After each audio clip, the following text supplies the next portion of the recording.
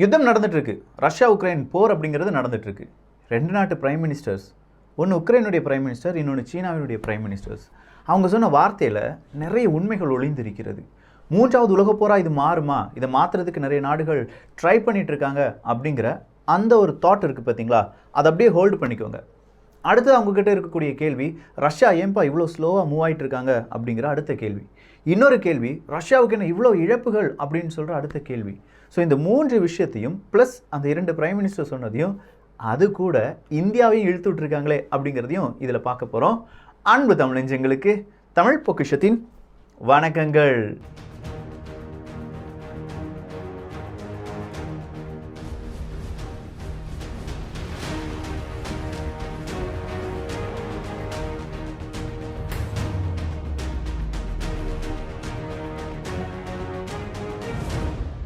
So முதல் விஷயம், இது உலகப் போரா மாறுமா மாறாதா அப்படிங்கிறது தான். நாட்டோ படைகள் களத்தில் குதிச்சிட்டாங்கன்னா உலகப் போரா மாறும். இப்போ அமெரிக்கா கூட 12,000 படைகளை அங்கங்கே பால்டிக் ஸ்டேட்ஸ், நார்டிக் ஸ்டேட்ஸ் அப்படின்னு சொல்லி பலவிதமான இடங்களுக்கு அனுப்பி வச்சிருக்காங்க. எப்போ வேண்டுமானாலும் பிரச்சனைகள் பெரிதாகலாம், பெரிதானால் நம்ம அந்த இடத்துலேருந்து அடிக்கணும்டா, ஸோ அங்கங்கே போய் நின்றுக்கோங்கடா அப்படின்னு சொல்லி நாட்டோ படையினுடைய அவங்களுக்கும் இந்த உத்தரவு பறந்துருக்கு. நாட்டோ படை வீரர்களும் கொஞ்சம் கொஞ்சமாக அங்கங்கே நிப்பாட்டப்படுறாங்க. இது எல்லாமே ஒரு காய் நகர்த்தல் தான். இப்போ நம்ம எல்லாருமே ஒரு ரூமில் இருக்கோம், ஓகே? அந்த ரூமில் ரஷ்யா உக்ரைனுடைய புகைப்படம் கீழே வரைஞ்சிருக்கு, சரியா? இப்போது உக்ரைன் பக்கமாக யாருமே நம்ம கூட இல்லை, ஆனால் ரஷ்யா பக்கமாக புட்டின் அவர்கள் இருக்காங்கன்னு வச்சுக்கோங்களேன். புட்டின் அவர்களுடைய ஸ்ட்ராட்டஜி என்னவா இருக்கும்? அவர் என்ன நினைப்பார்? இவ்வளோ தூரத்தில் இந்த நேரத்துக்குள்ளே இத்தனை கிலோமீட்டரை பிடிக்கணும், இந்தந்த போர்ட்டை பிடிக்கணும், இந்தந்த நியூக்ளியர் பவர் பிளான்ட்டை பிடிக்கணும், இந்த இடத்துல குண்டுகளை போடணும் அப்படின்னு சொல்கிற ஒரு பிளான். அது புட்டின் அவர்கள் போடப்பட்டதாக இருக்காது. புட்டின் அவர்களுக்கு நிறைய பேர் சொல்லி கொடுத்துருப்பாங்க, இங்கெங்கே இவங்களுடைய கட்டமைப்பு இருக்குது, இதெல்லாம் அழிச்சிட்டா போதும் அப்படிங்கிற அந்த பிளான் எல்லாம் இவங்களுடைய காதுகளுக்கு வந்திருக்கும். ஸோ அதை அழிப்பதற்காக இவங்க ட்ரை பண்ணுவாங்க. அதை தான் இப்போ செஞ்சிட்ருக்காங்க. கரெக்டாக பார்க்க போனால் இன்றைக்கி 3700 டார்கெட்டை நாங்கள் அழிச்சிட்டோம் அப்படின்னு சொல்கிறாங்க. போலந்து நாடு எவ்வளோ முக்கியமான ஒரு தருணம் அப்படிங்கிறது எல்லாருக்குமே தெரியும். இந்த போலந்து வழியாக தான் இவங்களுக்கு உக்ரைனுக்கு வர வேண்டிய ஆயுதங்கள் எல்லாமே வந்துட்டுருக்கு அப்படிங்கிறது நமக்கு தெரியும். அந்த போலந்து பார்டர்லேருந்து ஒரு 15 மைல் உள்ள உக்ரைனுக்குள்ளே ஒரு பெரிய ஒரு ஏவுகணை வந்து விழுகுது. அது என்னன்னு பார்த்தா ஆர்மி பேஸ். யாருடைய ஆர்மி பேஸ்? உக்ரைனுடைய ஆர்மி பேஸ். ஸோ இந்த இடத்துல குண்டு விழுந்த உடனே தெரிஞ்சிருச்சு, இவனுக்கு எல்லா இடமும் பார்த்துட்டு தான் இருக்கானுங்க. ஏன்னா நேற்று தான் ஒரு அப்டேட்டில் நம்ம பார்த்தோம், ஐயா ராசாக்களா, எனக்கு தெரியுது நீ எந்தெந்த பக்கம் இந்த ஆயுதங்களை கொண்டு வந்துட்டுருக்க, எந்த நாடுகள் இந்த மாதிரி ஆயுதங்களை கொடுத்துட்ருக்காங்க, இதெல்லாம் நான் கவனிச்சுட்டு தான் இருக்கேன். அப்படி கவனிக்கும் போது என்ன நடக்குதுன்னா, அந்த ஆயுதங்களை சப்ளை பண்ணக்கூடிய இல்லாட்டி ஆயுதங்களை கொண்டு வரக்கூடிய கான்வேல கூட எங்களுடைய குண்டுகள் வந்து விழுகலாம், ஏவுகணைகள் வந்து விழுகலாம் அப்படின்னு சொல்லியிருந்தாங்க. அதை தான் இன்றைக்கி செஞ்சு காணிச்சிருக்காங்க. ஸோ 15 மைல்ஸ் தூரமாக இருக்கக்கூடிய ஒரு இடத்துல இவ்வளோ பெரிய ஒரு மிசைல் வந்து விழுந்த உடனே இப்போ எல்லாரும் பதற ஆரம்பிச்சிருக்காங்க. அப்படி பதற ஆரம்பிக்கும் போது அடுத்ததான் நம்ம தெரிந்து கொள்ள வேண்டியது என்னென்னா, இவ்வளோ இழப்புகள் இருக்கே, சொல்லப்போனால் அவங்களுக்கு இவ்வளோதான இழப்புகள் இருக்குது, இவங்களுக்கு கூடுதலாக இருக்குது, ரஷ்யாவுக்கு கூடுதலான பீரங்கிகள் இழந்துட்டார்களே அப்படின்னு சொல்லுவாங்க. பட் இங்கே அடுத்த ஒரு போர் யுக்தியை நல்லா படிக்கணும். இந்த போர் யுக்திகளை பற்றி தெரிந்து கொண்டால்தான் ஒரு யுத்தத்தில் யார் ஜெயிப்பாங்க தோப்பாங்க அப்படிங்கிறத நம்மளால் ப்ரெடிக்ட் பண்ண முடியும். ஒன்று, இந்த போர் யுக்தியில் யாருக்கும் தெரியாத புதிராக இருக்கக்கூடிய விஷயம் ரஷ்யாவினுடைய ஸ்லோ ப்ராசஸ் அப்படின்னு சொல்லலாம். ரொம்ப மெதுவாக வராங்க, விமானப்படையை பயன்படுத்தலை, கப்பற்படையை 2 இடத்துல தான், அந்த கோர்சன் அப்படிங்கிற இடத்த கைப்பற்றுவதற்காக அவங்களுடைய அந்த கப்பற்படை பயன்படுத்தப்பட்டது. அதன் பிறகு அந்த கப்பற்படையும் அங்கே பயன்படுத்தப்படவில்லை, ஏன்னா அது அவங்களுடைய கண்ட்ரோலுக்கு வந்துருச்சு. கோர்சன் அப்படிங்கிற அந்த இடம்லாம் இவங்களுடைய கண்ட்ரோலுக்கு வந்துருச்சு. விமானப்படையில் அதிநவீன விமானங்கள் எதுவுமே இறக்கப்படவில்லை. ட்ரோன்ஸ் அப்படிங்கிறது 1000கணக்காக வச்சுருக்காங்க, ஆனால் பெரிய அளவு ட்ரோன்ஸ் அப்படிங்கிறத கொண்டு வரல. ஸோ இங்கே ஸ்ட்ராட்டஜி அப்படிங்கிறது வித்தியாசமாக இருக்குது. அடுத்ததாக பீரங்கிகளுடைய அந்த கணக்கை நீங்கள் எடுத்து பார்க்கணும். இவங்க ரொம்ப பெரிய பீரங்கிகள் இழந்திருக்கிறார்களே அப்படின்னு சொல்லி பார்க்கும்போது, ஐயா ராசாக்களா, அதை மட்டும் பார்க்காதீங்க. இந்த பீரங்கியை செய்கிறதுக்கு செலவு எவ்வளோ ஆகும், நாட்டோ படைகளுடைய பீரங்கிகள் உக்ரைனுடைய பீரங்கிகளுக்கு எவ்வளோ செலவாகும் அப்படிங்கிறத கொஞ்சமாக கணக்கு போட்டு பாருங்களேன். அது ஒரு பெரிய டிஃப்ரென்ஸ். இவங்ககிட்ட இருக்கிற பீரங்கி எல்லாமே, யார்கிட்ட, ரஷ்யாட்ட இருக்கக்கூடிய பீரங்கிகள் எல்லாமே ரொம்ப இலகுவான பீரங்கிகள் அப்படின்னு சொல்லலாம். ஏன் இந்தியாட்ட கூட அதுதான் இருக்குது. இப்போ இந்தியா கூட அதை ஸ்டடி பண்ணிட்டு இருக்காங்க. என்னடா ரஷ்யாவினுடைய பீரங்கிகள் இவ்வளோ அடி வாங்கிட்டு இருக்கே, நாம் வேறு நிறைய வாங்கி வச்சுருக்கோமே, நமக்கு என்ன பிரச்சனைகள் வரும் அப்படிங்கிறத இந்தியா ஸ்டடி பண்ணிட்டு இருக்காங்க. எல்லாரும் நேற்று நம்ம ஒரு அப்டேட்டை பார்த்தோமா, அமெரிக்கா வந்து கண்டிப்பாக உக்ரைனை வந்து ஒரு கேஸ் ஸ்டடியாக நடத்தி தைவான் கூட நீங்கள் கம்பேர் பண்ணி பாருங்கள் அப்படின்னு சொல்லியிருக்காங்க. அதே மாதிரி இந்தியாவும் இப்போ ரஷ்யா வாங்கக்கூடிய ரஷ்யாவினுடைய ஏவுகணைகளுக்கு ஆயுதங்களுக்கு என்ன மாதிரியான பிரச்சனைகள் இருக்குது, அதை எப்படி சரி செய்யலாம் அப்படிங்கிறத படிச்சுட்டு இருக்காங்க. அது எல்லா நாடுகளும் செய்யக்கூடிய ஒன்று தான். இந்த பீரங்கிகள் அப்படிங்கிறது இலகுரக பீரங்கிகள் அப்படின்னு சொல்லி பார்த்தோம். இதுக்கு ஆகக்கூடிய செலவு நாட்டோ படைகளால் ஒரு பீரங்கி அனுப்பி வைக்கப்படுகிறது என்றால் அதனுடைய 20 மடங்குல 1 மடங்கா இருக்கும். அவ்வளோதான். ஸோ 20 மடங்கு, அதாவது இவங்க ஒரு பீரங்கி கொண்டு போகிறதும், அதாவது ரஷ்ய படைகள் 20 பீரங்கிகளை கொண்டு போகிறதும், நாட்டோ படைகள் ஒரு பீரங்கி கொண்டு வருவதும் ஒன்று தான். இந்த 20 பீரங்கிகளை இவங்க அழிப்பதும், 20 பீரங்கிகளால் இங்கே ஒரு நாட்டோ படையினுடைய ஒரு பீரங்கி அழிப்பதும் ஒரே செலவுகளைத்தான் கொண்டு வரும். ஆனால் இங்கே 20 பீரங்கிகள் அழிக்கப்படுகிறதா? இல்லை. இங்கே 3 பீரங்கிகள் அழிக்கப்படும் போது அங்கே ஒரு பீரங்கி அழிக்கப்படுகிறது.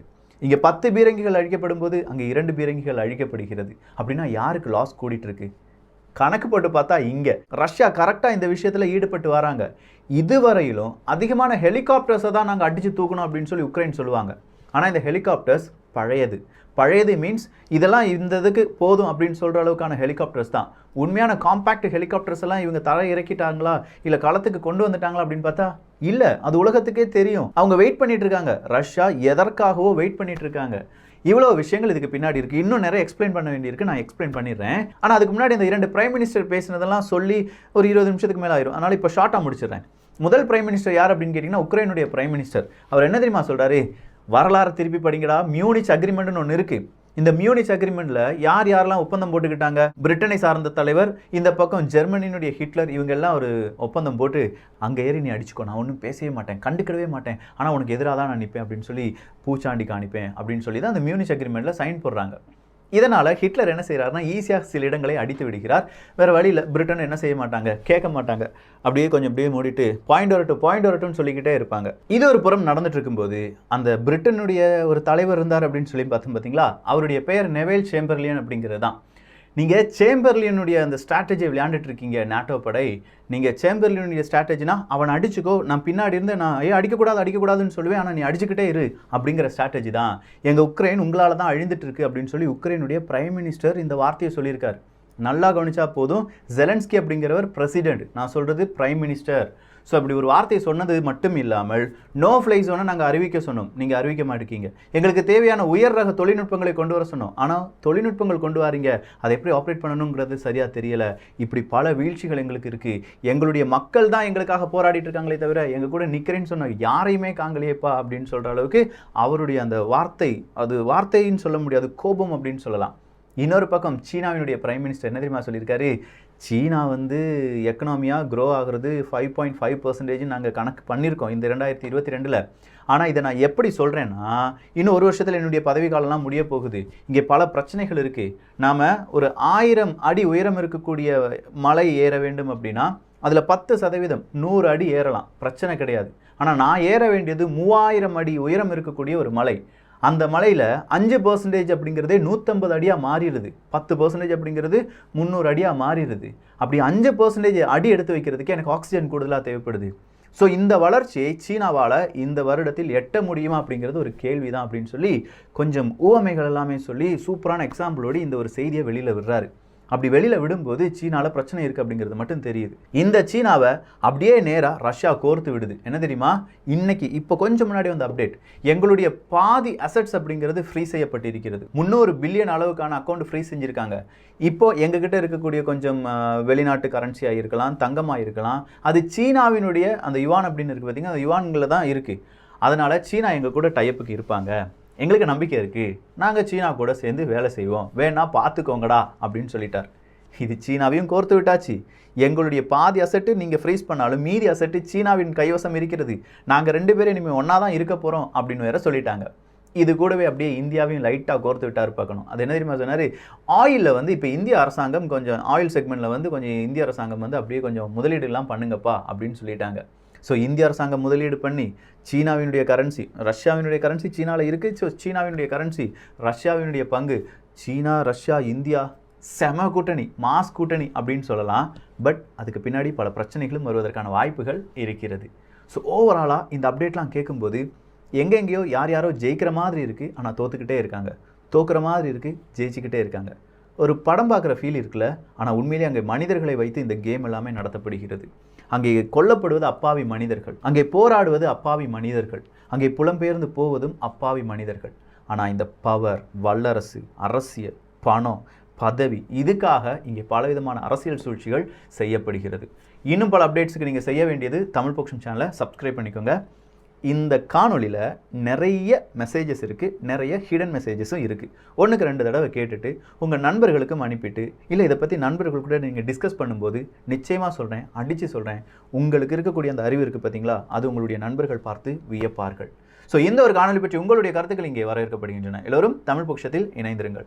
நல்லதை பகிர்ந்து நல்ல சமுதாயத்தை உருவாக்குவோம். நன்றி, வணக்கம்.